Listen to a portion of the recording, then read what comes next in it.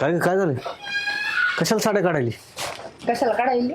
हा मी चालले बाहेर मी. मला का? करायचं इथं. काय झालं? काय झालं? तुम्हाला दिसत नाही काय झाली होती? मला इथं राहायचं आता, पण कंटाळा आलाय अहो. आपण का? का म्हणजे तुम्हाला दिसत नाही का का का तुमचे डोळे फुटलेत? म्हणे काय झालं? अहो लग्नाच्या वेळेस काय बोलले ती, तुला राणीसारखं ठेवीन आणि इथून माझी बरं मोलकारीन केली. तुम्हाला जर कामाला जर बाईच पाहिजे होती ना, तर तुम्ही मग मोलकरीन घे आणायची होती. बायको म्हणून नव्हतं आणायचं. ती सासू सकाळी उठली का, बाई माझं ब्लाऊज धुई, हे धुई, ते धुई, साडी धुई, जम्पर धुई, त्याला त्याची एक साडी सुद्धा पिळून टाकता येत नाही का? अहो झोपातून उठत ते आतून तशीच पडलेली राहते, त्यांना ते सुद्धा उचलता येत नाही का? भांडे मीच घासी काय हळूहळू ऐकू दे, त्याला ऐकायचं येतं. आणि थोडं काय झालं का लगेच तिकडून सासरा लगेच येणार तुमचा बाप. बाई मला ही भाजी नको, मला तीच भाजी पाहिजे, मला हे नको, मला हे चावत नाही, मला तीच पाहिजे, मला भाकर नको, मला चपातीच पाहिजे. आणि तो भात, अहो भात कोणाला गिळत नाही मला सांगा ना. ते भात सुद्धा मिक्सर मध्ये फिरून द्या म्हणतात. म्हणजे किती डोक्याला ताण देतात बरं ते. आणि मला काही आयुष्य बिष आहे का नाही काही, का त्यांच्याच मागं पळत बस आयुष्यभर मी. अहो काम आता ते काही हातभार सुद्धा लावत नाही. मी म्हणत नाही का हातभार लावा म्हणून, नका करू, पण मला पण ताण नका ना देऊ. मी पर रात्री सकाळी 5ला उठते आणि रात्री पर 12ला झोपते, तरी पण झोपले तरी रात्रीचे 1-2 वाजता मला उठवतात. बाई मला पाणी दे, बाई मला गोळ्या दे, बाई माझं आतरून हे नको, मला दुसरं दे, मला पातळ दे, जाड नको. एवढं एवढं नाटकं कोणाचे असतात काय? अहो मी काय काय करायचं? मी मध्ये हातभार नका ना लावू तुम्ही, पण 2 मिनिटं मी शांत बसले तेवढं तर निवांत बसू द्या. ते सुद्धा बसून देते नाही, तिथं उठवतात. त्याच्यामुळे मला नाही राहायचं. तर मी चले माय माहेरी निघून. तुम्हाला जे काय करायचं तुमच्या फॅमिलीसाठी करायचं ते करत बसा. परत माय मागं पण एवढं का म्हणू पण नका घरी चल म्हणून. काम करायला आणले की काय करून आणले काय माहिती. 17 वेळा टुकू नका तुम्ही तुमच्या आई बापासारखं. आणि कायला चालली चाले जीव द्यायला.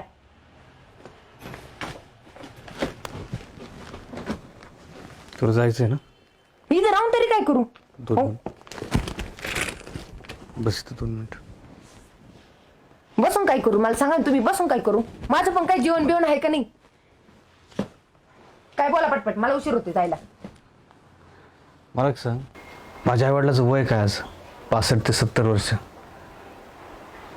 अगं हे वय त्यांचं बसून खायचं आहे रे.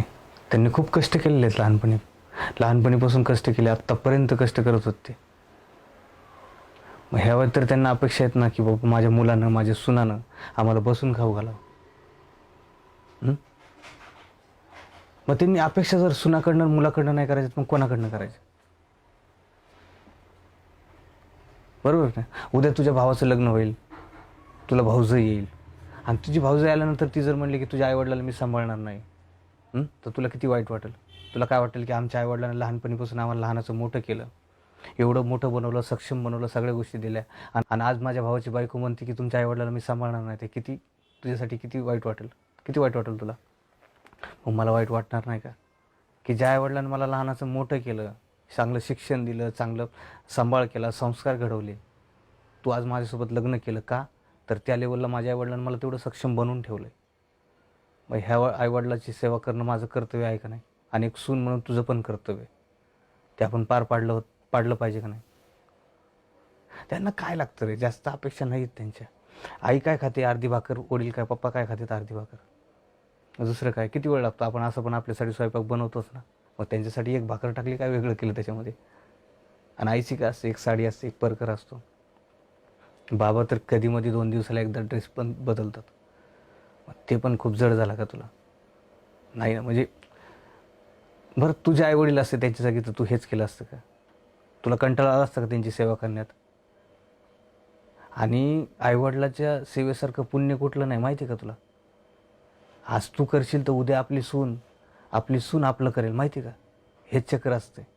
आणि आपण जर आज टाळाटाळ करतो ना, तर उद्या आपल्याच नशिबी हेच असते. तुला पण उद्या सून झाल्यानंतर तुला पण अपेक्षा असतीलच ना सुनाकडनं की बाई मी लहानपणीपासून, लग्न झाल्यापासून मेहनत करत आली, मी माझ्या सासऱ्याचं केलं, त्यानंतर मुलं लहान होते, लहानाचं वाढवलं मुलांना, मुलं मोठे झाले, लग्न केले, सुना आला. सुनाकडनं अपेक्षा असणच ना बाबा की म्हातारपणी आमचा सांभाळ करावा, आम्हाला चांगलं तिनं खाऊ पिऊ घालावा, व्यवस्थित आमचं काय देखरेख करावं. प्रत्येक सासू आणि सासऱ्याला हेच वाटते, सुनाकडनं ह्या अपेक्षा असतातच. हे बघ, मी काय तुला अडवणार नाही, मी फक्त माझ्या मनातल्या भावना तुला सांगितल्यात. बाकी निर्णय हा तुझा असेल, तुला थांबायचं आहे थांबू शकतेस, जायचं आहे तू जाऊ शकतेस. हे बघ, माझे आईवडील आहेत आणि मला त्यांना मरेपर्यंत सांभाळावंच लागेल, का तर ते माझं कर्तव्य आहे. आता एक सून म्हणून तुझं पण ते कर्तव्य आहे, पण तुझं त्या कर्तव्यापासून तुला पळायचं असेल तर तू पळू शकतेस, तू जाऊ शकतेस. बघ आता तुझा निर्णय. ऐका ना, खर्च चुकी झाली माझी. कारण मी सासू सासरेच समजत बसले आणि त्यांच्यासोबत तसं वागले. मी जर त्यांना आई वडील म्हणून सांभाळलं असतं ना, तर ही चूक माझ्याकडून झाली नसती. त्यांची सेवा करण्याचा मला त्रास पण नसता झाला. मी जर सासू सासऱ्यांना आई वडील म्हणून जर मानलं असतं ना आणि त्यांच्यासोबत जर तसं वागले असते ना, तर त्यांची सेवा करताना मला त्रास पण नसता झाला आणि त्याचा ताण पण नसता वाटला. खरंच चुकलं माझं. मी नव्हतं तसं वागायला पाहिजे त्यांच्यासोबत.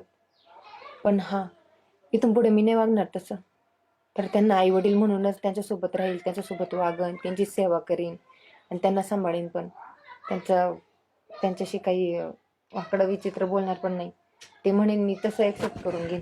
बरं चला, मी चहा टाकते. त्यांचा चहाचा वेळ झाला आणि जर त्यांनी ऐकलं असेल तर मग त्यांची माफी मागते. तुम्हाला करू का चहा? हा टाक ना थोडा.